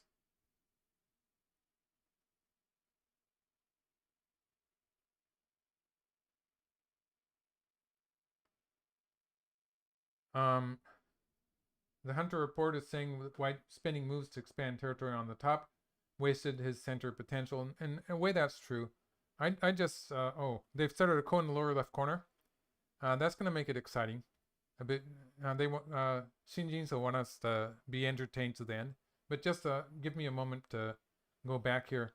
I think at this point, if White had simply cut here, I'm not so sure whether this would really be a loss for White or not. It looks like it's a close game. Maybe it's okay for White. This would be a real trade.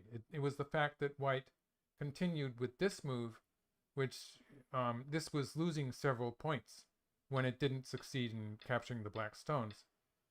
And that was so bad. That was pretty bad for White to lose all of those points. And that was probably, if White loses this game, I would say that attachment at M7 was the losing move. Okay, so to get back to the game. Oh, so Black's taking it on a large scale. And looks like Black is trying to threaten some kind of a race to capture. So let's look at that. Let's just give White a random move here. Something like this. The Tetsuji is for Black to play here and squeeze like this. And White has 4 outside liberties. So it looks like White's going to win the race to capture by 1 move.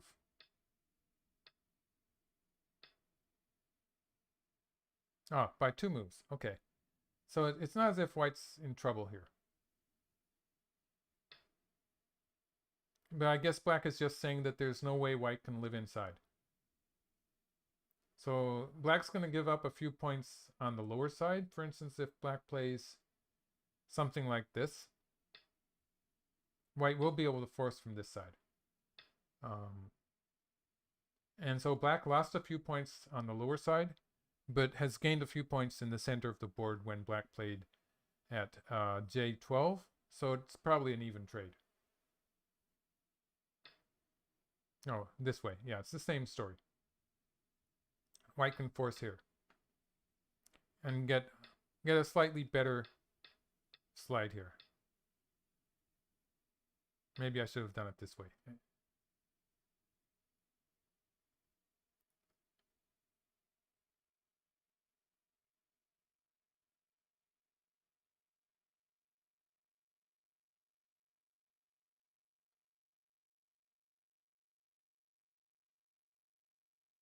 And they're in their overtime 1 minute periods anyway, so the game should be continuing fairly quickly. Aha. I don't think that's going to work, but it's an exciting move.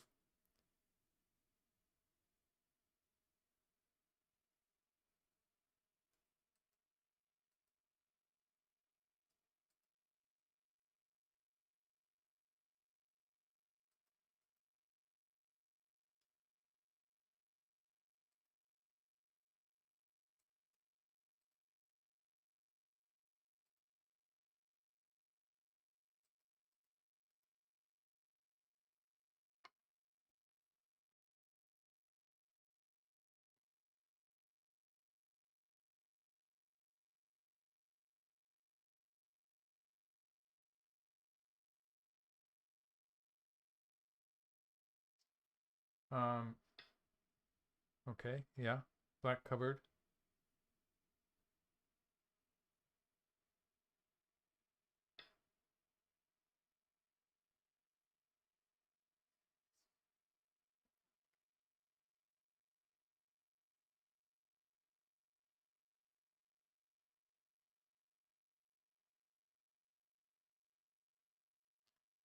People are asking about white's plan here, and my guess is that white doesn't really have a plan.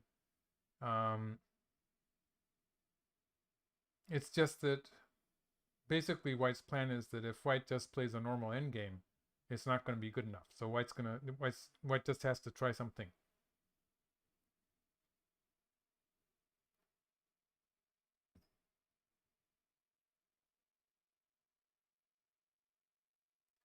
Chris Davis is asking about the second volume of AlphaGo to Zero. We're sort of falling behind with that. We'll do our best to get it out as soon as possible.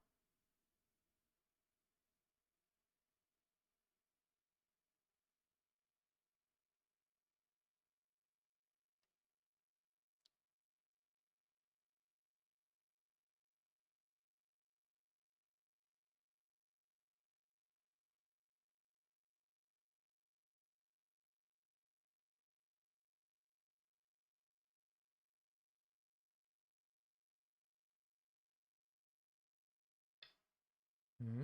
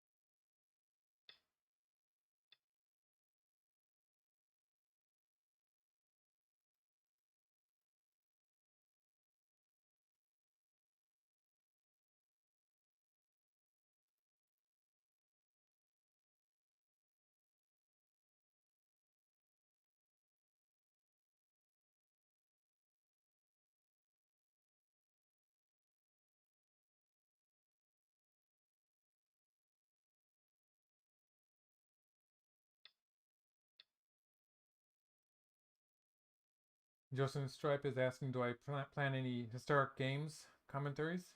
I'd like to do that. For this week at least, I'll be focusing on this tournament, on the Nongshim Cup. So maybe after that, I would like to do that. White doesn't really have very much space here.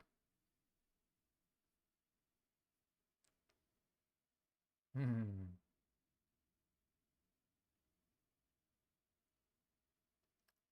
And it's running out. White's running out of weak black groups to attack.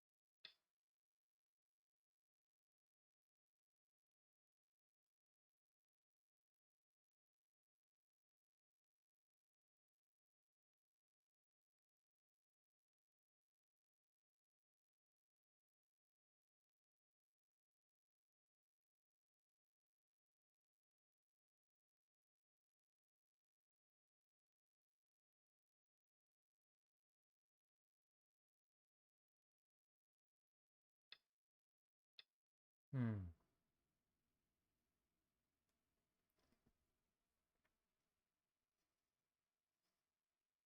There's not much white can do.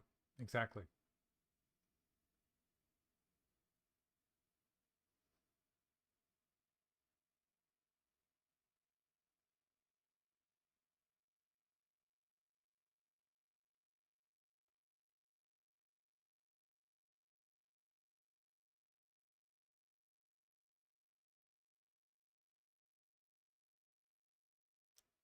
Losing is always very painful.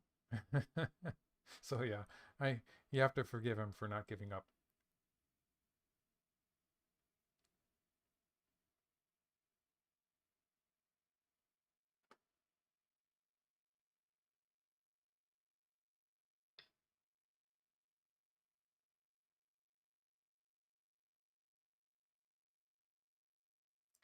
Okay, black has to watch the it's a typical situation where white's trying to live on the second line here. So let's play with that a little bit, I guess. Say black plays here, and white has this forcing move. And if white gets this far, white does have enough lines if black plays from the third line. So this would be enough lines for white to be alive.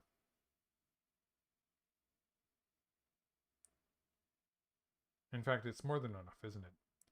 So that means that white is alive, even if white plays here. So that would be alive.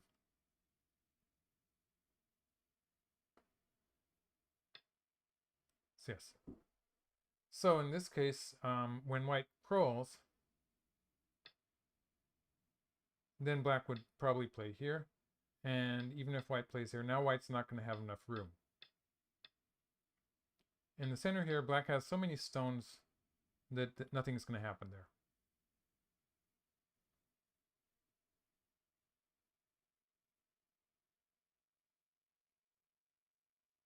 If white pulls out this way, the center isn't looking so good for white either.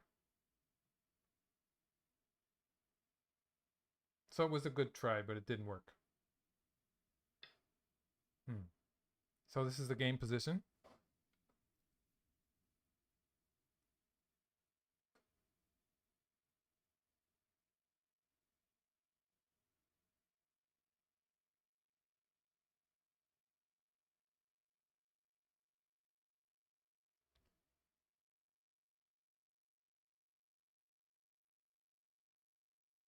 Sam A is asking about the etiquette regarding resignation. You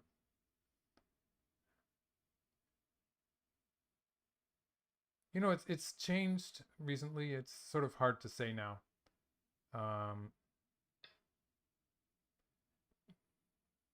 People used to kind of set up the resignation and have a kind of a elegant way of resigning, and there was a thing about that. But people don't do that so much anymore. And so I should say it's changed. It's not what it used to be. And people can play to the end and resign at the final half point. Resigning early is not very common. I'd say if I was playing and my opponent resigned early, I would just be happy, just be happy to win the game. So I don't think that's a big problem.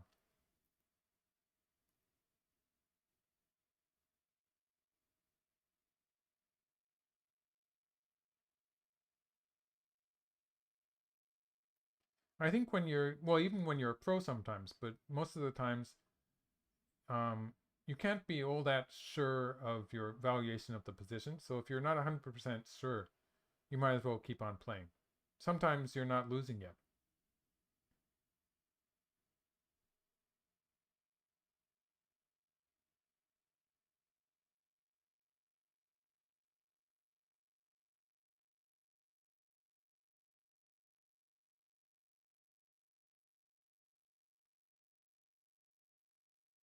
That said, I think it's about time. I would expect White to be resigning fairly soon now. White sort of destroyed his potential to play the end game now.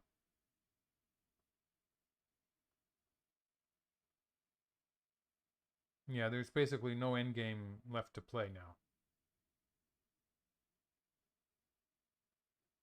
Black has 3 liberties on the lower side.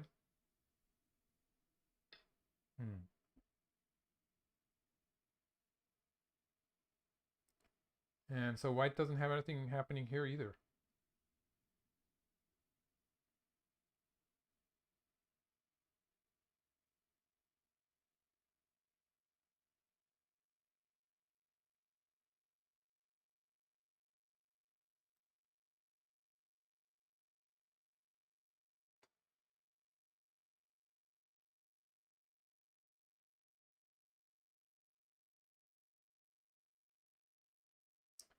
Nicolas Vieira, thank you. Thank you for the present.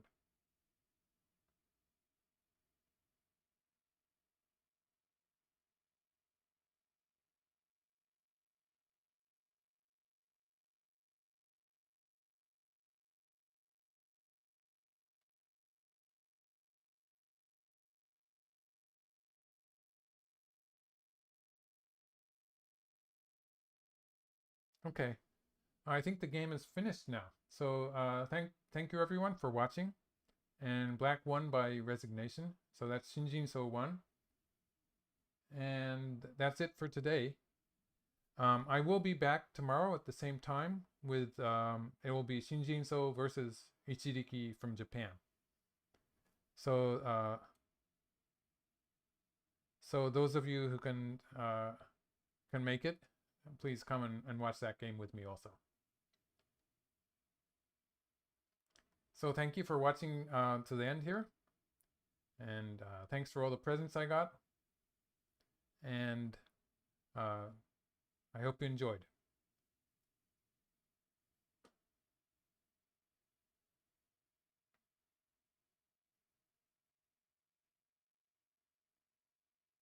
So goodbye, everyone.